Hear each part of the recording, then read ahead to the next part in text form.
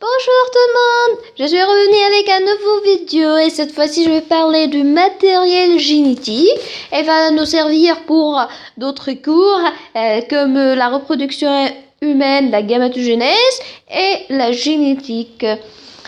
Donc pour ce cours nous allons parler du matériel génétique, de son support et où se trouve ce dernier.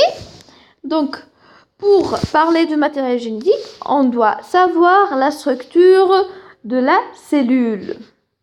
La cellule se forme par un membrane cytoplasmique et un noyau qui se trouve au centre.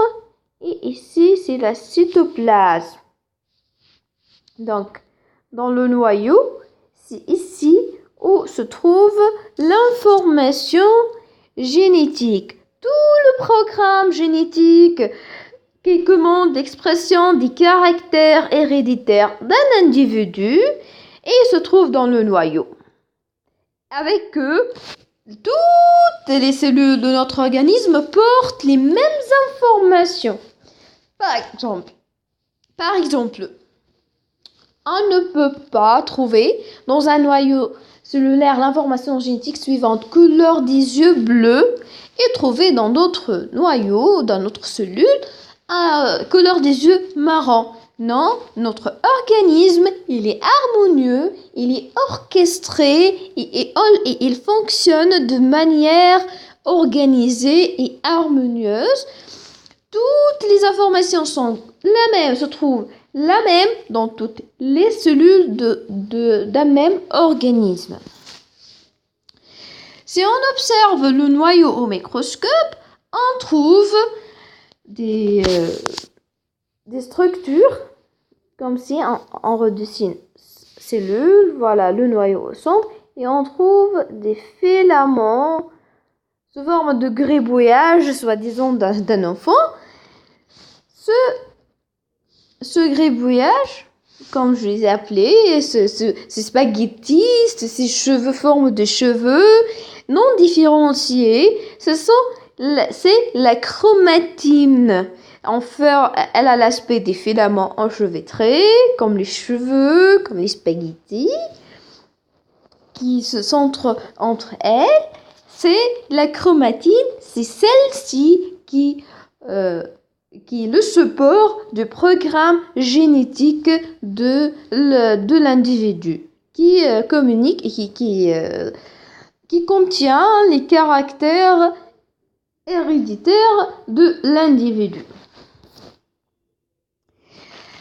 Mais au cours de la division cellulaire, pour obtenir d'autres cellules à partir d'une cellule mère, au cours de croissance, du phénomène de croissance, ou réparation d'un plaie, ou dans d'autres phénomènes, le cœur a besoin de division cellulaire, ou pour obtenir des gamètes sexuels mâles ou femelles, le cœur a besoin de division cellulaire, et la division cellulaire se produit dans le corps pour certains organismes, pour certaines parties du corps. Par exemple, les cellules nerveuses et les cellules musculaires, elles ne peuvent pas être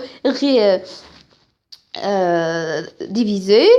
Si on perd une cellule nerveuse, les neurones, on ne peut pas la remplacer par de nouvelles cellules. Elles ne sont pas renouvelables. Donc la division cellulaire, elle sert pour le renouvellement des cellules lésées, par exemple, ou pour la croissance. Donc, les filaments de la chromatine qui ne sont pas différenciés, elles ne servent pas pour la division. Elles ne sont pas utiles, elles ne peuvent pas aider cette division. Alors, cette chromatine, elle se rétrécit et elle devient dense et prennent l'allure de bâtonnet pour devenir un chromosome. Le chromosome, comme on voit ici, c'est en forme de X, condensé, différencié et spiralisé. permet la division cellulaire, comme nous allons voir après dans le cours, dans le cas de mitose et de méiose. Donc, ce fameux chromosome, il est formé ainsi. Il est formé par deux chromatides sœurs. Voilà, deux chromatides sœurs. Reliées par centromère au milieu. En haut, on trouve le bras court. En bas, on trouve le bras long. Voilà un bras court. Et voilà un bras long. Donc, le chromosome, c'est un élément qui se trouve dans le noyau d'une cellule. C'est lui qui porte les gènes. Les gènes qui sont responsables de l'expression du caractère héréditaire de l'individu. Par exemple, on peut trouver ici l'allèle responsable du gène de, par exemple, groupe sanguin, soi-disant. Exemple. Par exemple, on peut trouver ici couleur des yeux. On peut trouver ici couleur des cheveux.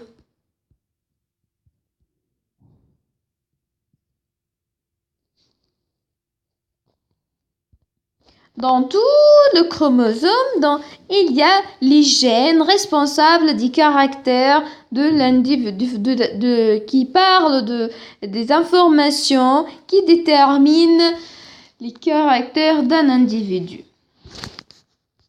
Donc, pour les cellules animales ou végétales, la forme de chromosome, c'est la forme de X comme nous voyons dans l'image. On appelle ce centromère le centre de ce X qui relie les deux chromatides sœurs.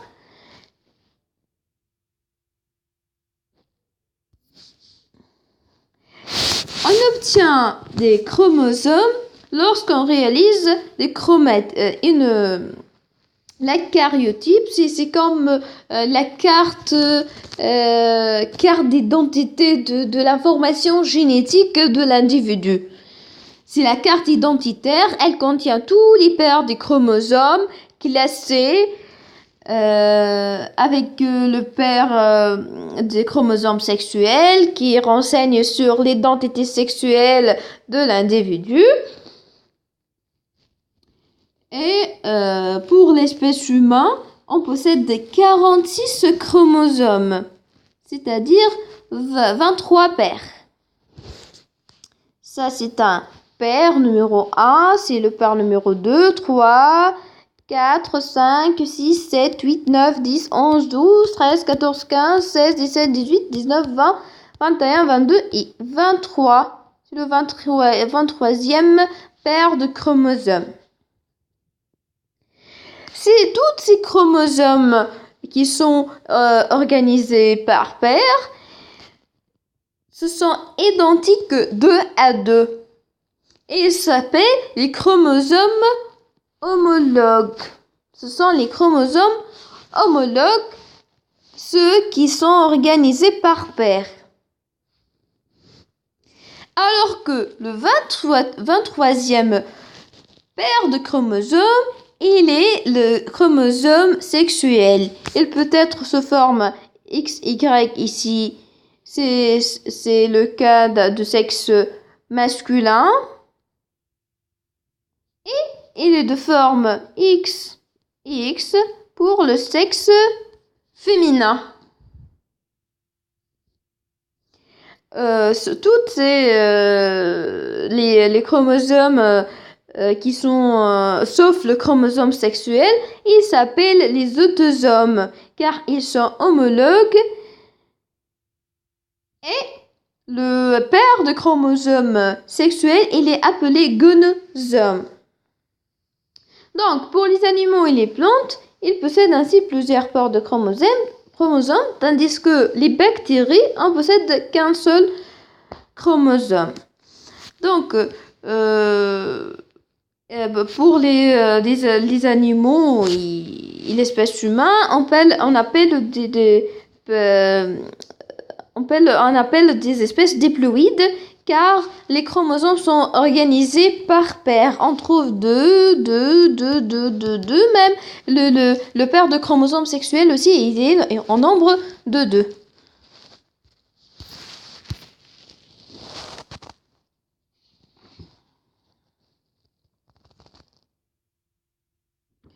Avant de passer à la miteuse, on précise une information qui intéresse certains, parce que comme j'ai déjà dit dans d'autres vidéos que l'élève il veut aimer les sciences pour pour trouver sa source de motivation et sa source d'intérêt. Ici je vais donner information que le nombre de chromosomes pour l'être humain c'est 46, alors que pour les singes c'est 48, ils ont de chromosomes de plus. Les chiens 78, les chats 38. Ce sont les espèces qui nous intéressent le plus parce que nous pouvons avoir des chats et des chiens à la maison et la singe parce que les études pharmacologiques et les expériences portent généralement sur les singes qui sont à peu près proches de nous dans leur ADN et dans les acides aminés qui forment leur ADN. Et donc, la mitose. La mitose, c'est une division cellulaire qui permettent à une cellule de se dédoubler en deux cellules filles identiques à la cellule mère. On part d'une seule cellule qu'on appelle cellule mère et on obtient à la fin de cette division qui se déroule en étapes, on obtient deux cellules qui appellent cellules filles qui ont le même matériel génétique et qui ont la même information génétique, le même nombre de chromosomes. Cette division, pour la comprendre, elle consiste en quoi au fait? Par exemple, si vous êtes blessé, vous observez qu'il y a une plaie au niveau de la peau, de votre peau. Après du temps, vous trouvez que la peau, elle regagne son intégrité, elle devient intègre. Comment cela se produit? C'est grâce à la multiplication des cellules. D'une cellule mère, on obtient plusieurs cellules mères bien sûr, et cette multiplication après multiplication, on obtient de la peau se renouvelle et il y a la cicatrisation et réparation des tissus lésés. Donc, l'importance de cours de mitose, il nous aide à comprendre les mécanismes de notre corps. Autre exemple, pour la femme enceinte, qu'elle a dans son utérus un bébé. Le bébé commence par une ovule. Cette ovule, comment elle devient un être humain avec des mains et des pieds? C'est grâce à la multiplication cellulaire, on arrive à un stade de morula. De morula, il y a division et division pour donner différents organes. Et l'organe, il commence petit, comment il grandit? Par une multiplication des cellules qui donne naissance à d'autres cellules. Et la peau s'élargit et la quantité et la masse musculaire se développe et de plus en plus il y a croissance de l'organisme et renouvellement de certaines cellules mortes, etc.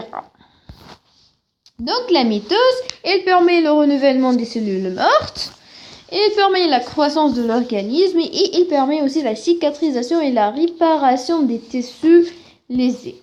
Elle se déroule en étapes et elle a lieu à la fin du cycle cellulaire. Entre deux mitoses, la cellule est en interphase. L'interphase, c'est une étape préparatrice pour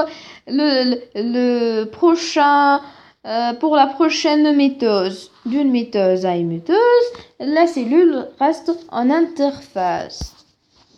L'interphase comprend 3 phases, G1, S et G2. Donc, en interphase, on a dit il y a 3 phases. Pendant la G1, elle consiste en une phase de croissance et d'activité de synthèse qui peut durer de quelques heures à plusieurs mois. Synthèse de protéines et croissance d'activité.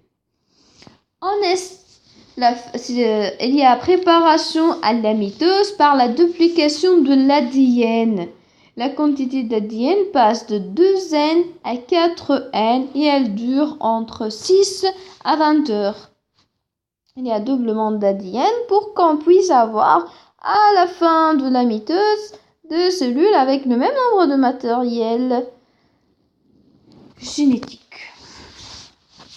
En G2, il y a formation de messages chimiques qui vont déclencher la mitose et qu'elle dure d'une heure à 4 heures. Cette phase G2, c'est une phase plutôt chimique, c'est comme l'alarme, une sonnette qui se déclenche dans l'organisme et dit « Allô, viens, voilà, je suis prêt pour déclencher la mitose ».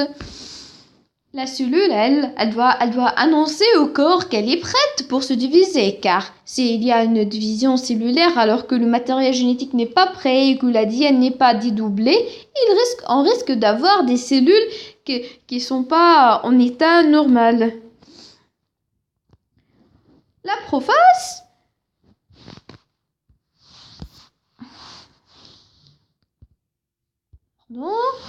en prophase, il y a fragmentation de la membrane cellulaire du noyau. La membrane ici du noyau sera fragmentée. Et il y a dispersion du nucléone. Il y a condensation de la chromatine. Ici, elle était chromatine, ici. Elle devient ici de chromosomes se forme de X. Voilà les chromosomes se forment de X. On a ici 6 chromosomes. Nous allons voir comment on va avoir enfin 2 cellules filles ayant aussi 6 chromosomes, mais elles vont être sous forme de chromatine puisqu'elles vont revenir à l'état initial comme elles ressemblent exactement, les cellules filles, elles ressemblent exactement à la cellule mère. Pour qu'elles aussi, elles peuvent faire l'objet d'autres divisions cellulaires après pour continuer la croissance et la multiplication cellulaire. En revenant aux prophases, il y a condensation de chromatine, on obtient de chromosomes visibles au microscope. Il y a formation de faisceaux. Ici, on va avoir la formation de faisceaux. Et cette phase peut durer de 15 à 60 minutes. Ici, il y a formation de faisceaux. Voilà, le faisceau. Ici, il y a le pôle, 2 pôles. Donc, en métaphase, le chromosome condensé, différencié, se ressemble dans l'équateur de la cellule, ici, voilà une ligne, c'est l'équateur, c'est faisceau équatorial, c'est l'équateur de la cellule. On appelle une plaque équatoriale. Cette phase dure de quelques minutes à un quart d'heure.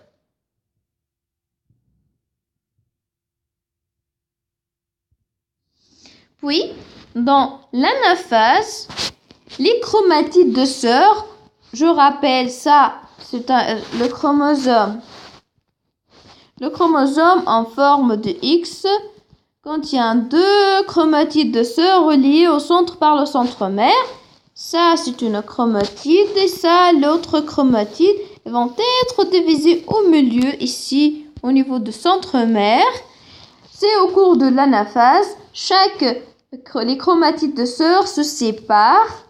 Voilà, ici, chaque chromosome se divise en deux et chaque chromatide de sœur migre vers un pôle. Voilà, c'est la direction des chromosomes de cette partie. Elle se dirige vers ce pôle et ceux de cette partie, elle se dirige vers ce pôle. Donc, ces chromosomes, ils sont tirés par les microtubules en direction du pôle. Cette phase dure 10 minutes environ. En télophase, il y a des condensations des chromatides sœurs, c'est-à-dire c'est des... Pour comprendre les termes scientifiques, on a besoin du cours de français, bien sûr, où on a étudié, où nous devons étudier, où vous pouvez effectuer des recherches sur Internet, du suffixe et du préfixe. Condensation, ça veut dire quoi? Ça veut dire, comme nous avons parlé des chromatines ici, elles vont être condensées comme ça et donnent le chromosome sous forme de X. Après, c'était décondensé. Ici, on a parlé de condensation pour obtenir un chromosome condensé en forme de X, qu'il est épais, qu'il est différencié et clair. Mais si on part du chromosome condensé, spiralisé, ici, pour avoir une chromatide, nous devons décondenser et revenir à l'état initial. Donc, au cours de toutes les phases, nous avons décondensation des chromatides de sœur. L'enveloppe nucléaire et les nucléoles se reforment ici. En prophase, on a vu une fragmentation de la membrane de noyau pour qu'il permette la dilatation et que la cellule fait ces mouvements d'étirement des chromatides par les microtubules en direction du pôle. Le membrane de nucléaire va limiter ce mouvement. Alors il avait été une nécessité qu'il doit être éliminé. Alors il se reforme encore une fois au cours du téléphase et aussi les nucléoles ont été disparaît. Donc il va se former encore une fois. Et il y a une division du cytoplasme car chaque noyau a besoin non seulement de membrane cytoplasmique, mais elle a besoin bien sûr de cytoplasme et de noyau. Le télophase dure de 2 à 4 minutes. Et on obtient enfin deux cellules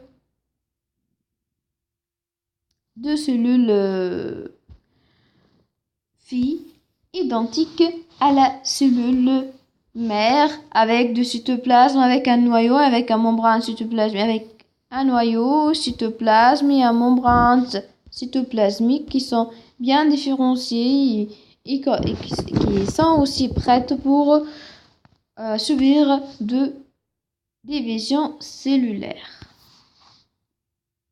On passe à la méiose, qui est un autre type de division cellulaire, mais il est spécifique des cellules des gamètes sexuels.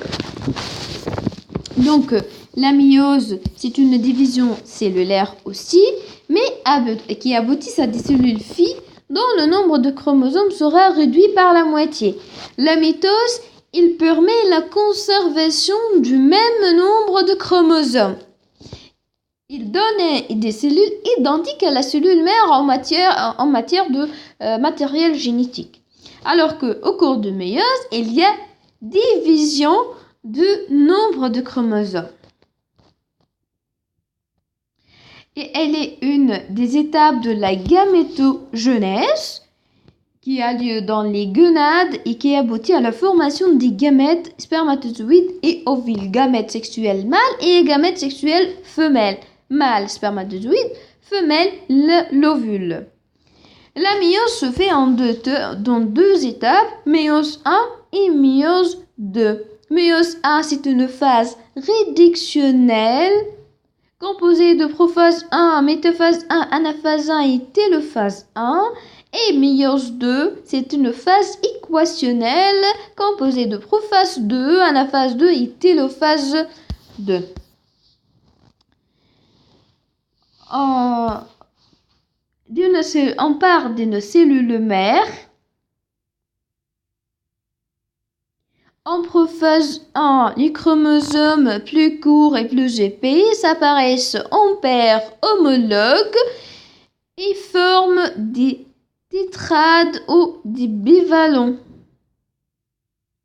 Il y a un enjambement, c'est-à-dire crossing ouvert, se fait entre les chromosomes homologues et permet un échange réciproque de matériel génétique, ces brassages intrachromosomiques permettant une plus grande diversité génétique, et il y a une disparition de la membrane nucléaire.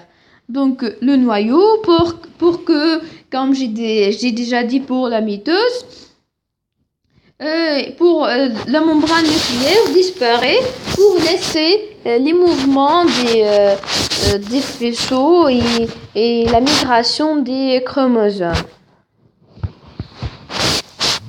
Donc, il y a appariement en prophase 1 des chromosomes homologues, par exemple les chromosomes responsables, chromosomes paire 1.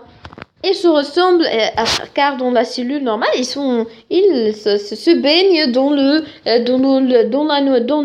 la noyau, ils baignent de manière arbitraire. Mais pour rentrer en méiose, en prophase 1, ils subissent un appariement en paires homologues. Au cours de cet appariement et ce rapprochement entre les chromosomes homologues, des phénomènes peuvent avoir lieu, tels que le crossing ouvert, les bras des chromosomes homologues se touchent et peuvent avoir des échanges réciproques de matériel génétique, et cela explique la différenciation entre les êtres humains.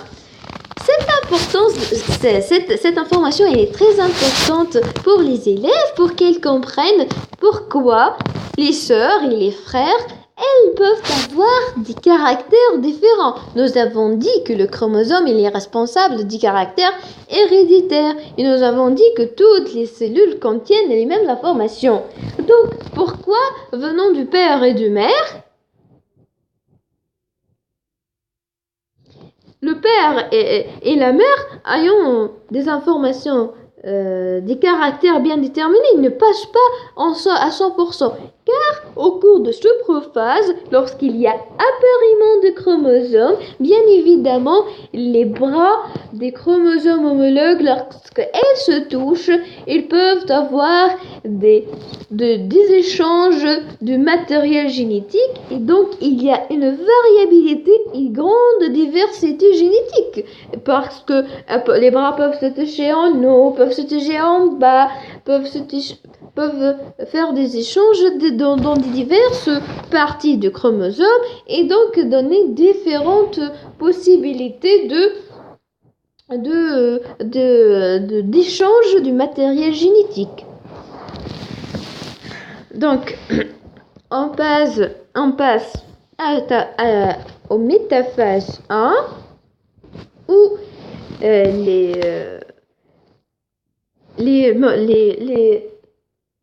les chromosomes homologues qui se sont arrangés et sont appareillés. Les chromosomes homologues se sont appareillés à prophase 1. Elle se dirige vers la plaque équatoriale de la cellule. Nous avons parlé de plaque équatoriale dans la méiose, qui est cette lignée ici, c'est la plaque équatoriale.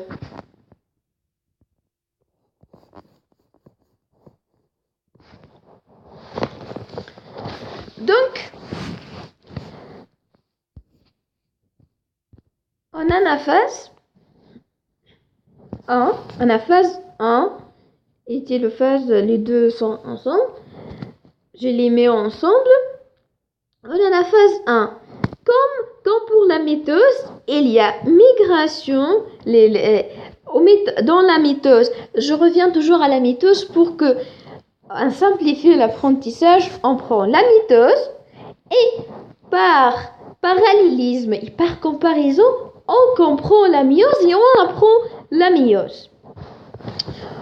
En mitose, nous avons dit que au cours de l'anaphase, il y a séparation des deux chromatides de seul chromosome qui vont migrer vers chacune vers un pôle.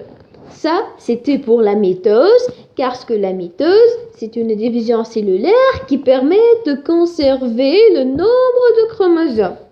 Alors que, ici, pour parler de méiose, logiquement parlant, comme j'ai déjà dit au premier vidéo que j'ai réalisé, qu'on doit avoir une logique scientifique. Logiquement parlant, pour obtenir la moitié du nombre des chromosomes, et on sait là, et on a déjà vu la mitose, comment va se produire cette division du nombre de chromosomes? Bien évidemment, au lieu de diviser les chromosomes en deux et chaque chromatide migre vers un pôle, ici il y a séparation des deux chromosomes homologues qui se sont appareillés au cours de prophase 1. Chaque chromosome migre vers un pôle. Donc, chaque chromosome de chaque paire d'homologues migre vers un pôle opposé. Voilà. Je vais changer de couleur. Voilà. Je vais prendre le rouge pour insister de l'importance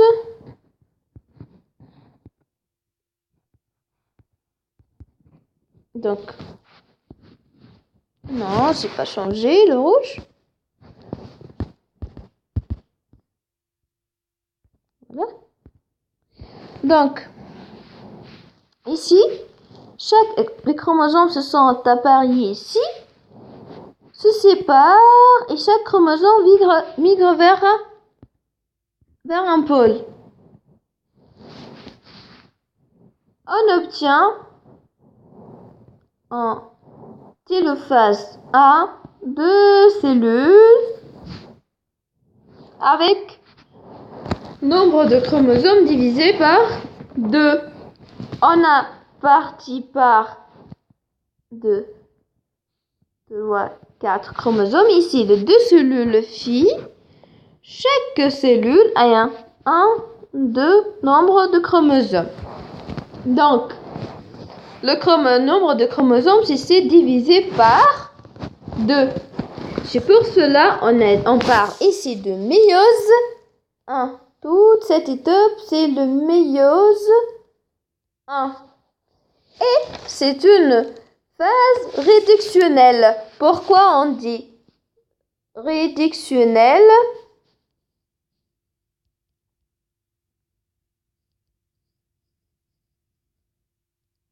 Réductionnelle car il y a réduction. On a parti du nombre de chromosomes égal à 4. Nous avons arrivé à un nombre de chromosomes égal à 2. Donc, il y a réduction du nombre de chromosomes.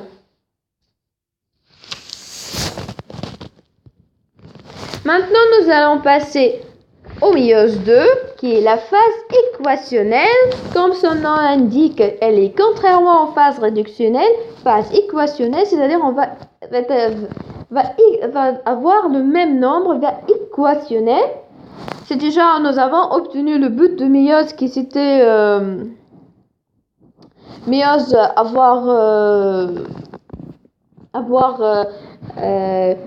la moitié de nombre de chromosomes. Nous l'avons obtenu grâce au méiose 1. Donc, au cours de phase méiose 2, qui est une phase équationnelle, nous allons garder le même nombre avec qui nous allons commencer cette phase. Donc, au cours de prophase 2 et métaphase 2, on les travaille ensemble. Ces trois phases se confondent, qui est télophase 1, prophase 2 et métaphase 2, ils se confondent les trois phases. Les deux cellules filles produites entrent directement en méiose 2, c'est-à-dire ici, les deux cellules filles 1 et 2 entrent de télophase 1 entrent directement en prophase 2 et en métaphase 2. Entrent en méiose 2, c'est-à-dire les chromosomes condensés, ici, les chromosomes condensés,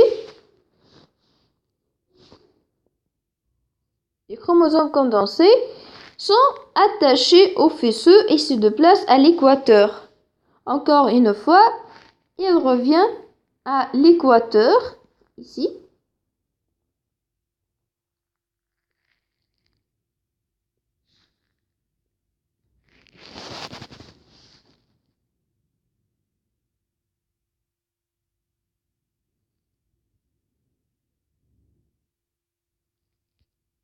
Donc, en anaphase 2,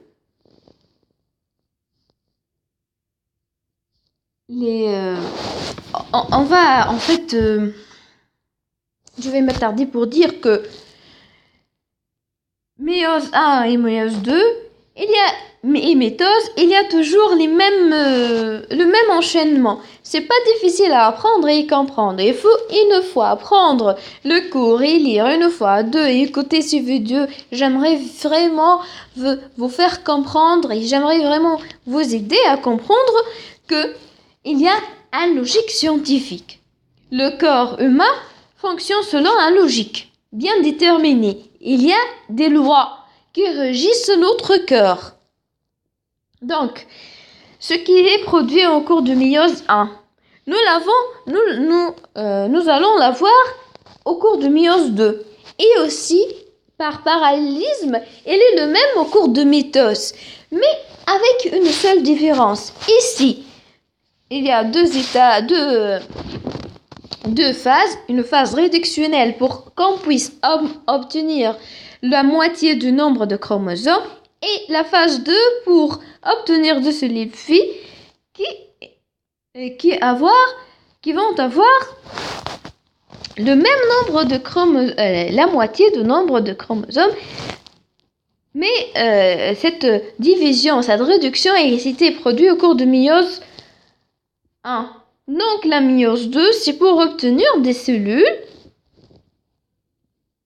ayant des cellules, 4 cellules, ayant les mêmes informations génétiques que la cellule mère, mais à nombre de chromosomes divisé par 2. Donc, pour dire, il y a toujours appareillement dans la méiose 1, il y a appareillement des chromosomes homologues. Dans la méiose 2, il y a l'appareillement du chromatide, c'est-à-dire un chromosome se place dans la plaque équatoriale. Ici, on revient à la méiose 2, il ressemble à un mitose. Il n'y a rien de difficile ici. Nous avons appris la mitose et nous avons compris la mitose. Donc, maintenant, nous allons reproduire la mitose. Donc, en prophase, il y a les chromosomes qui se déplacent ici dans la plaque équatoriale. Puis, en anaphase 2, il y a séparation des 2 chromatides sœurs, ce X lié au centre par le centre mère. Il y a ici,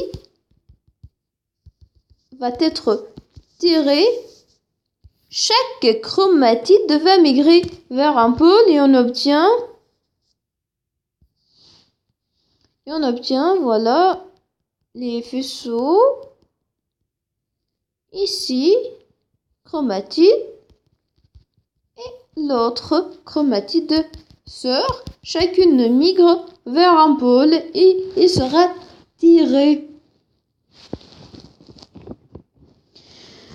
Les chromatides sont tirés au pôle opposé. Chaque chromatide séparée de sa chromatide sœur migre vers un pôle.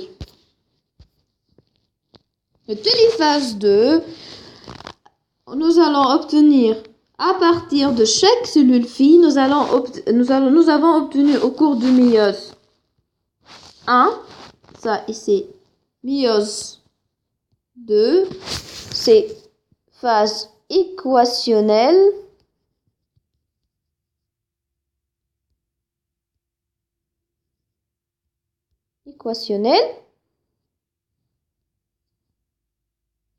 C'est-à-dire le même nombre de chromosomes que nous avons obtenu. On a 2 cellules filles,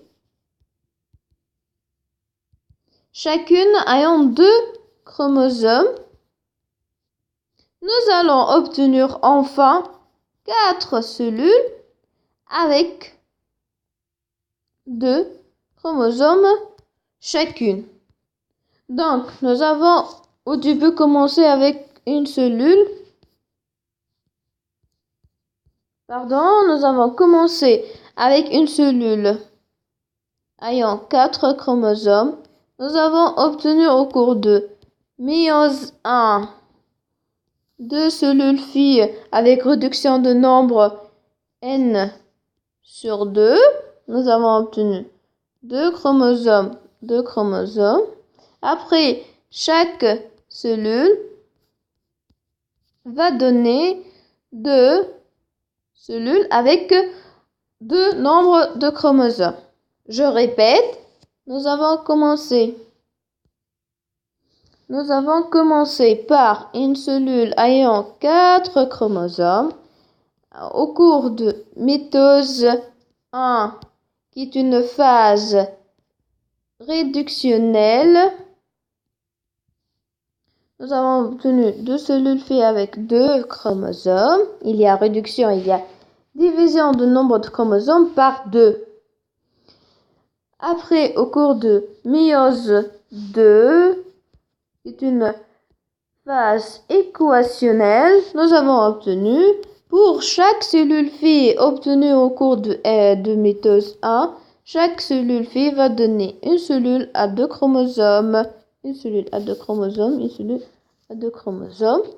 nous allons obtenir enfin, nous allons obtenir 4 cellules filles,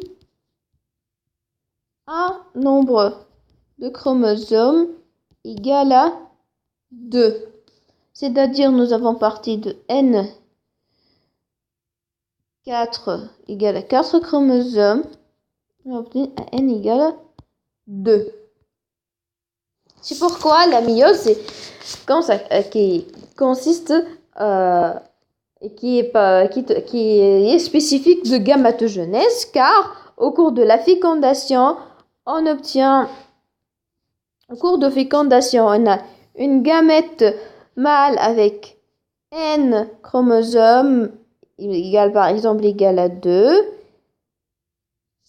gamète mâle et gamète femelle N égale à 2, nous allons obtenir une cellule N égale à 4 qui se rappelle à cellule de l'espèce. C'est un exemple car, comme nous avons dit, on a un nombre N égale à 46 chromosomes pour l'espèce humaine. Comparaison miteuse et méieuse. En miteuse, on commence par 2 N.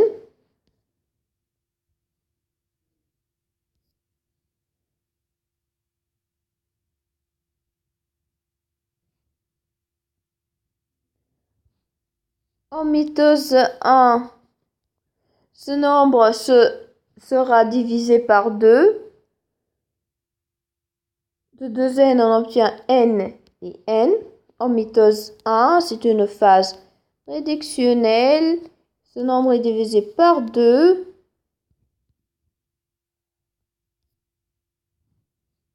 Mais pour le mitose, toujours, on garde le nombre de chromosomes car les cellules filles sont identiques à la cellule mère en nombre de chromosomes et en matériel génétique. Mais la mitose permet d'obtenir 4 cellules filles, chacune a un nombre de chromosomes divisé par la moitié du nombre de chromosomes, car ce sont spécifiques des cellules sexuelles.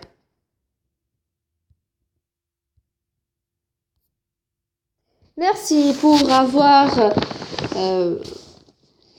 suivre ce vidéo. Parlons de mitose et méiose. J'espère que j'étais utile pour expliquer ces phénomènes. Je vais donner des astuces que il faut jamais compliquer les choses. Il faut juste comprendre que la mitose et la méiose, ce sont des phases ce sont des phénomènes de division cellulaire. L'une, qui est la mitose, permet la croissance